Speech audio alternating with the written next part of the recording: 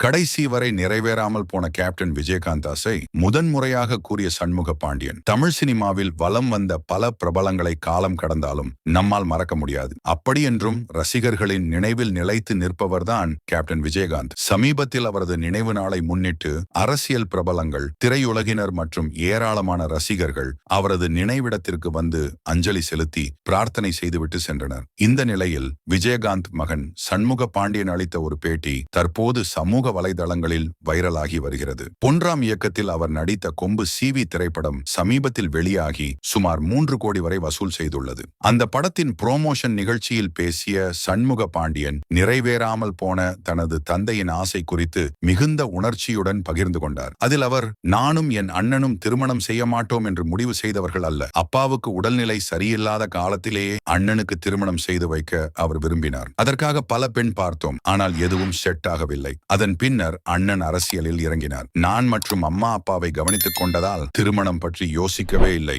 என்று கூறினார். மேலும், அப்பா எங்களுக்கு திருமணம் செய்து வைக்க வேண்டும் என்று மிகவும் ஆசைப்பட்டார். ஆனால் அந்த ஆசை கடைசி வரை நிறைவேறாமல் போய்விட்டது என அவர் உருக்கமாக தெரிவித்துள்ளார்.